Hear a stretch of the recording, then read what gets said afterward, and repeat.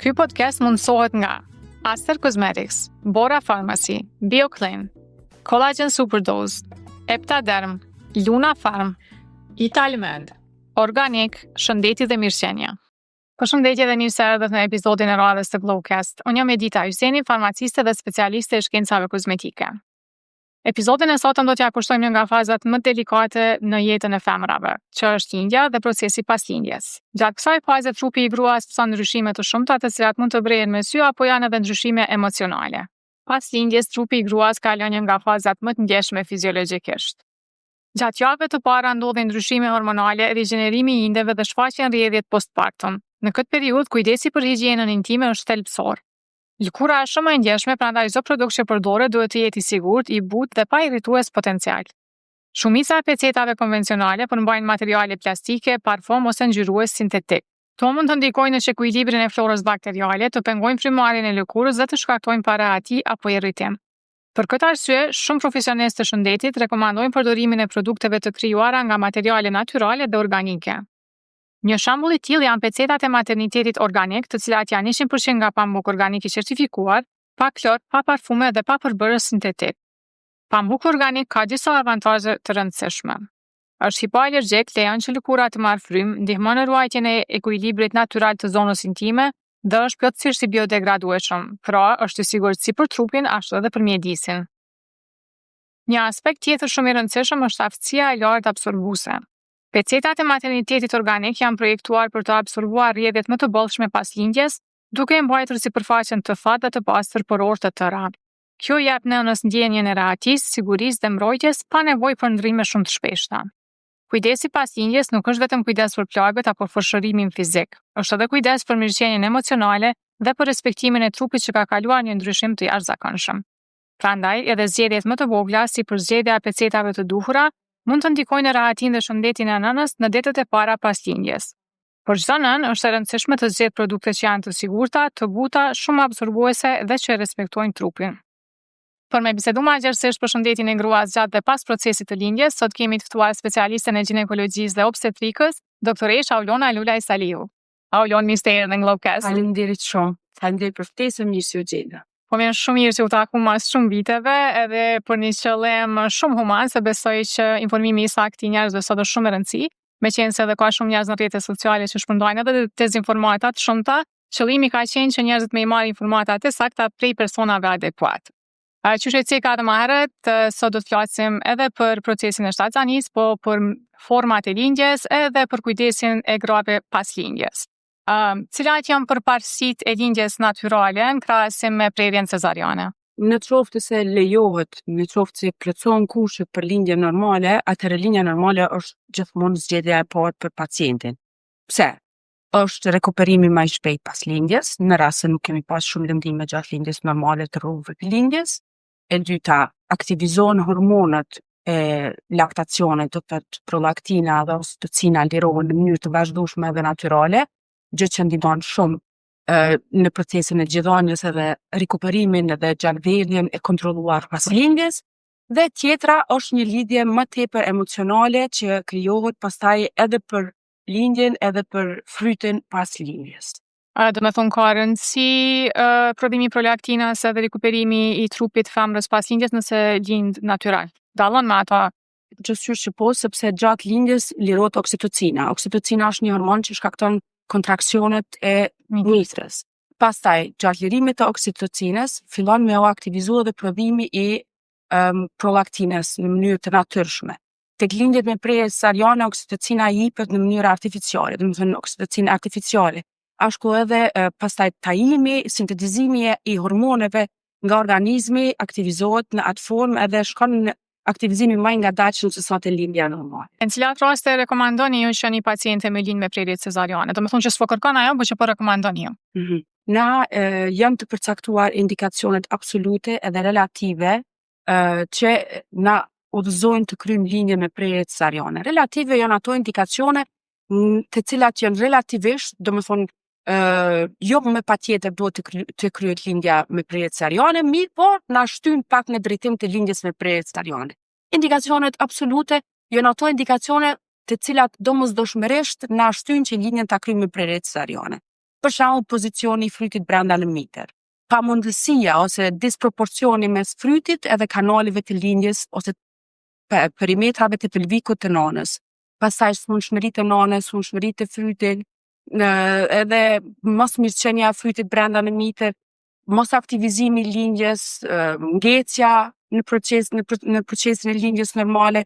Do të thonë këto janë një ndër faktorët të cilat na shtyn që domosdoshmërisht një lindje ta kryejmë me rrugë operative ose gjithsesi në cesariane. A I lejohet pacientës me vendos apo do në lindje natyrale a cesariane? Në vendet evropiane, për shembull në klinikat ku unë kam qenë në hospitim në Gjermani, pacientja ka të drejtë me zgjedh edhe në institucionet publike, private, lindje me prej cesariane, tokofobia, domethënë frika nga dhimbjet ose frika nga lëndimet e lindjes, ose frika për frytin gjatë lindjes, ose edhe për veten, edhe pacienti ka të drejtë të zgjedh. Këtu mund të zgjedh pacienti në disa raste të caktuara, mirë po në përgjithësi na gjithmonë tentojmë që një lindje ta kryejmë me rrugë vaginale.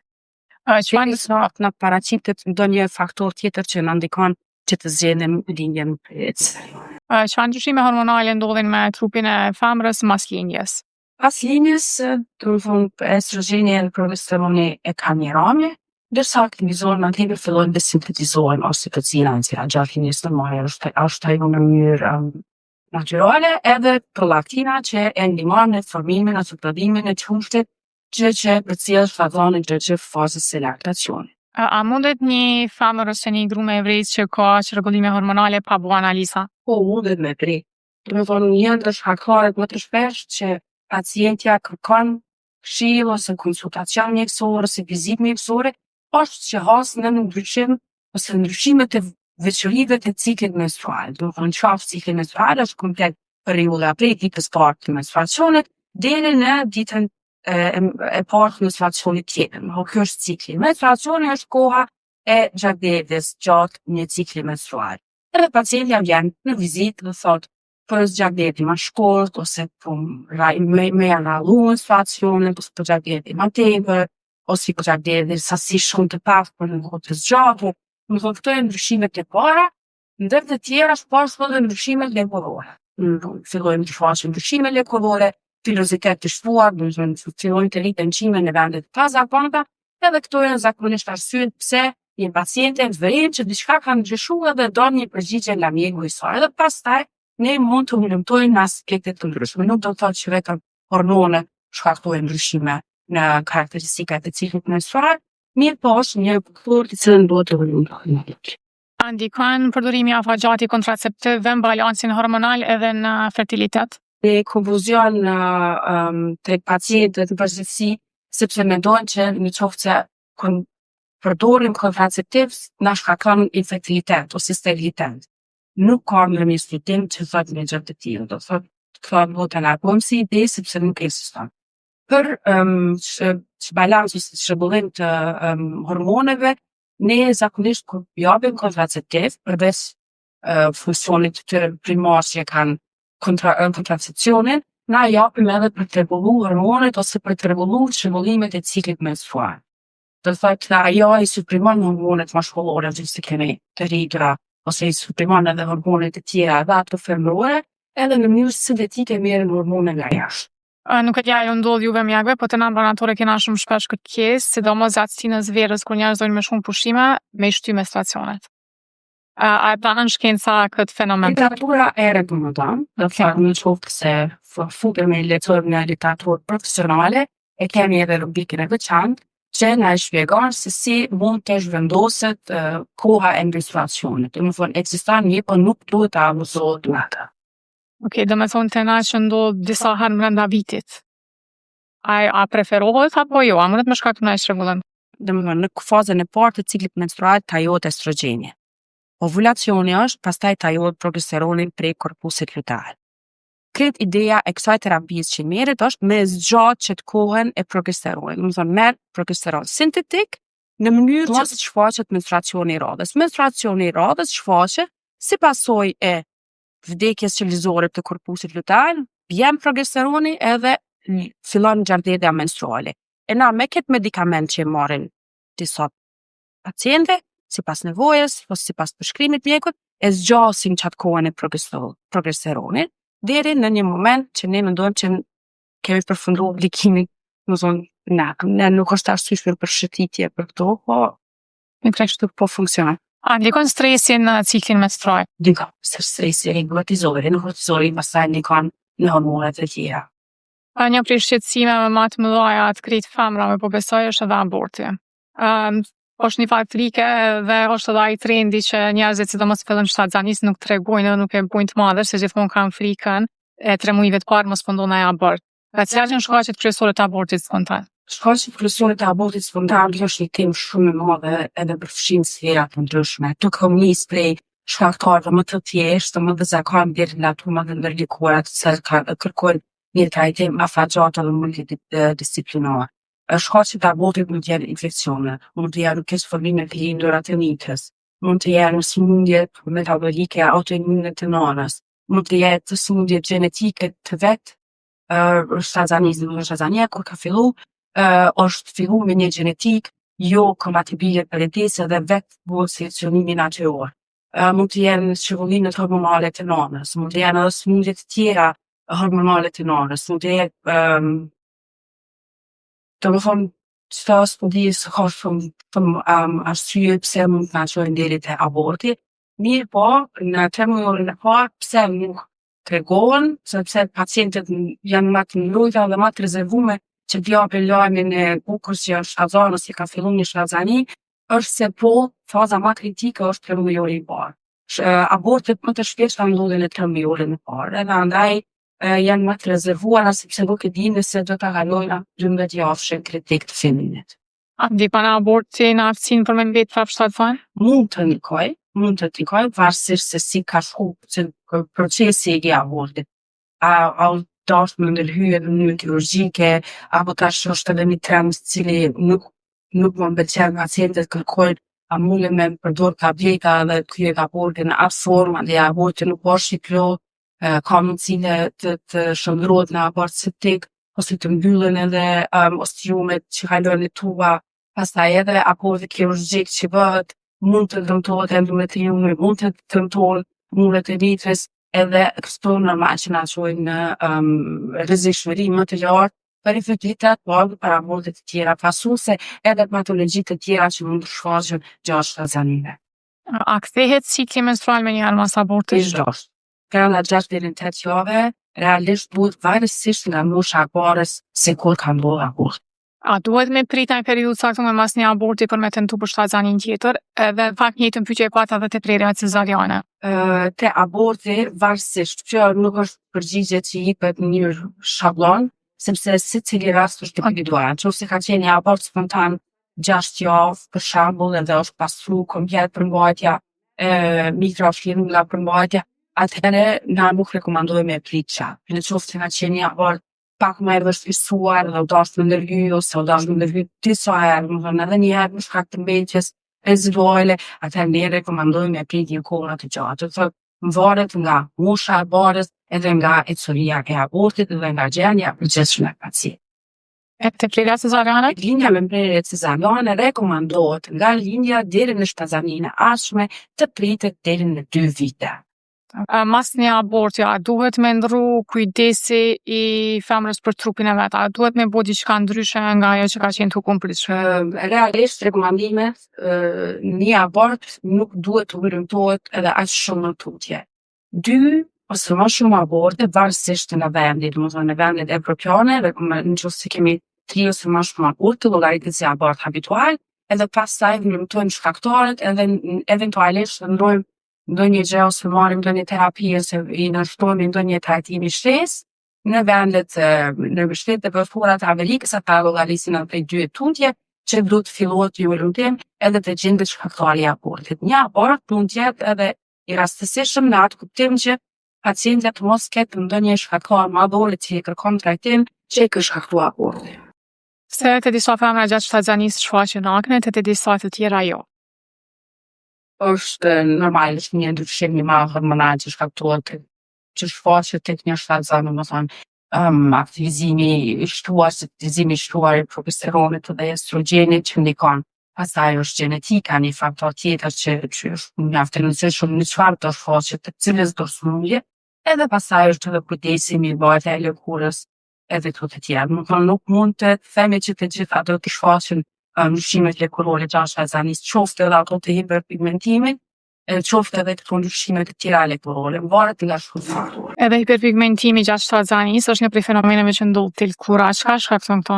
Këto shkakton estrogeni e favorizon ose nxit melanocitet që të prodhojnë melaninën, edhe në mënyrë sinergjike edhe progesteroni bashkë me estrogenin, edhe e rrit afinitetin, po ashtu edhe ndaj rrezeve UV, ultraviolete, dhe shkaktohet një hiperpigmentim i lëkurës, sidomos në disa zonat e caktuara, do të thotë linja alba më shërohet në linja nigra, madje rreth kave të gjinit, në zonën publike, këto janë vende që me afinitet më të lartë ndaj hiperpigmentimit.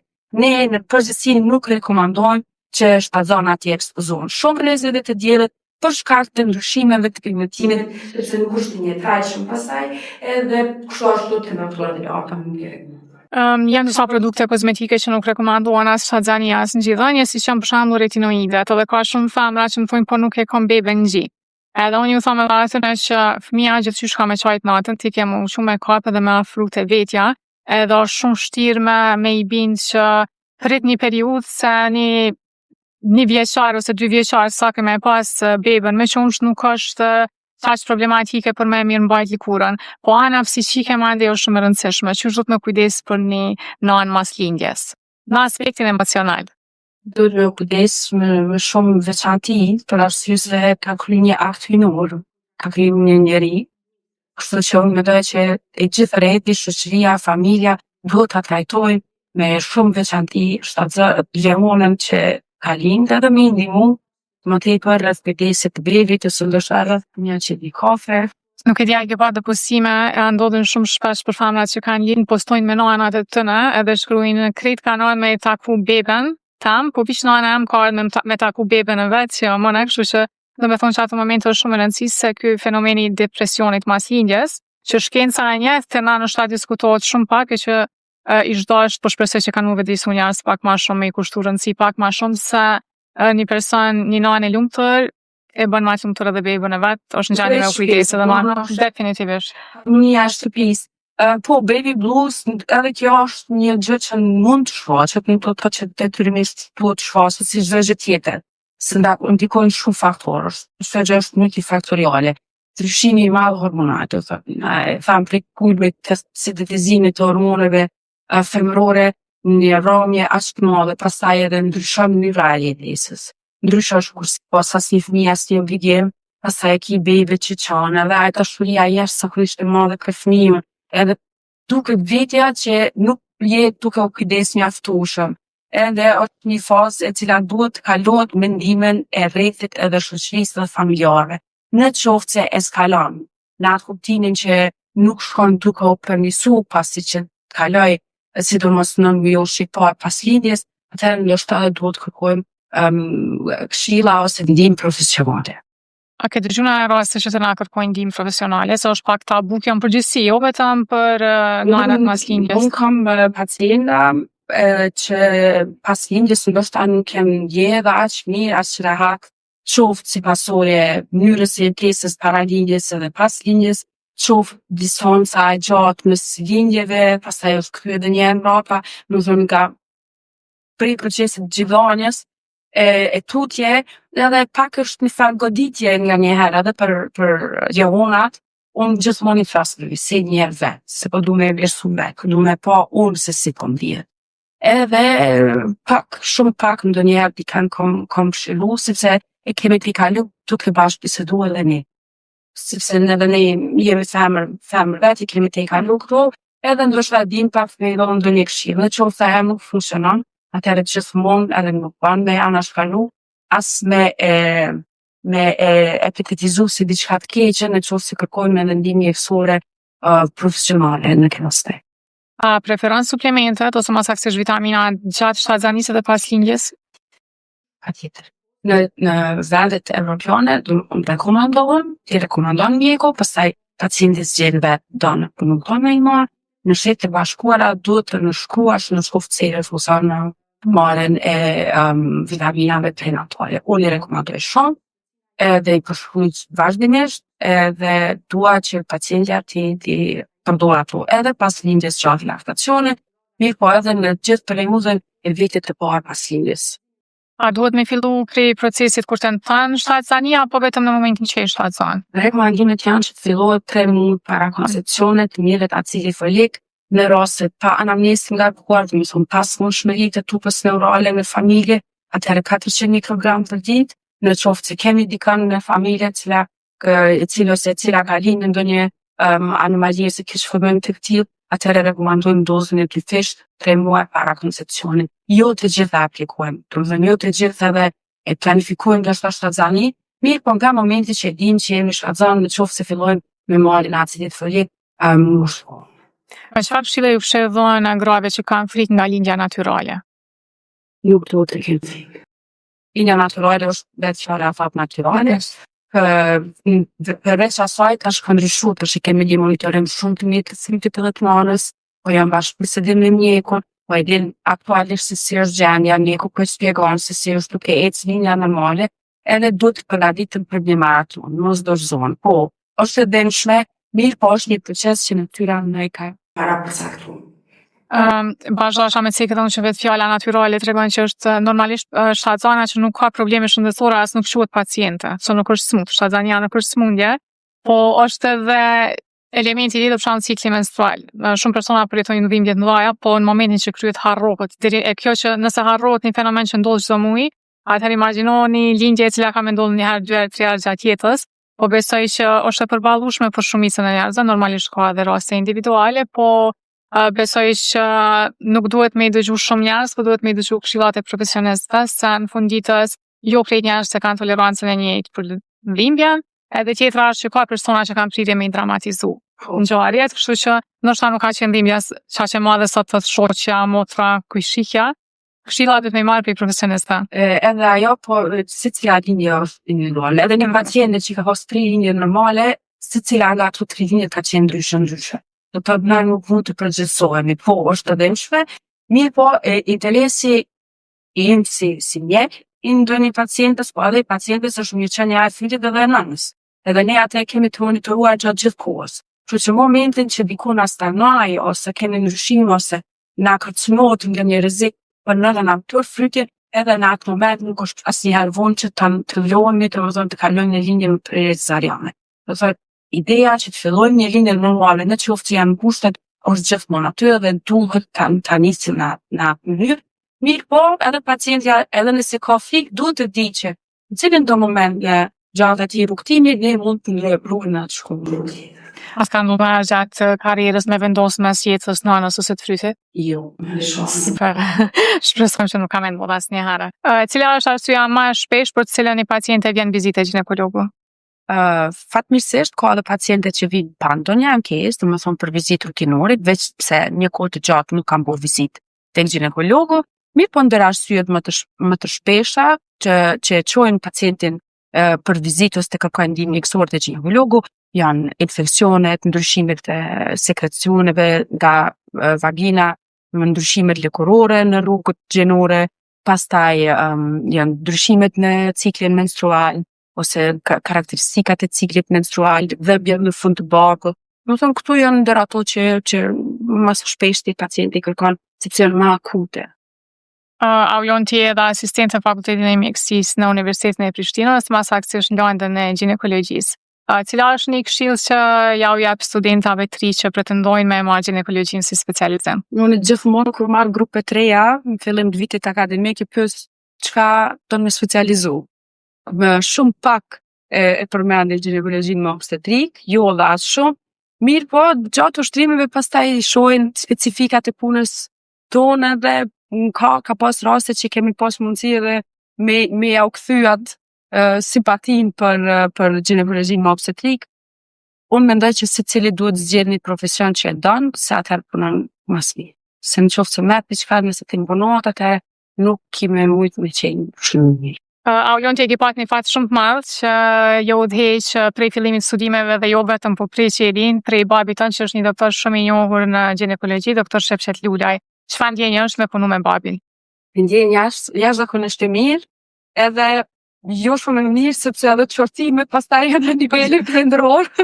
Mirë po, fati im është jashtëzakonshëm. Do të thotë prej ditës 1 ose 0, themi, ka qenë për krah meje në gjatë këtij rrugtimi edhe tash që punës së përditshme kam mundësinë me konsultu për çdo rast, është gjithmonë aty me mua operacionet, lindjet, intervenimet i kryjm bashkë, edhe e di që interesi prindëror është për te interesit kolegial.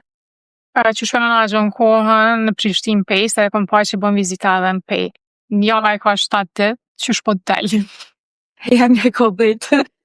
Jo, e organizojmë. Këmë thonë, babi e ka ordinacën në Pej, edhe unë një herë në javë, ose një herë 10 ditë, të më thonë 1 ditë, me caktoj termine për vizita në Pej. Menaxhohet sepse atë ditë pastaj nuk punoj në Prishtinë, mirë po zgjedhim ato ditë të cilat janë më të lira për ne. Do të thonë zgjedhim paraprakisht ditën ku ne lirohemi nga obligimet e tjera, edhe marrim udhëtimin në Pej, që nuk është larg, nuk është shpejt, edhe punojmë atje.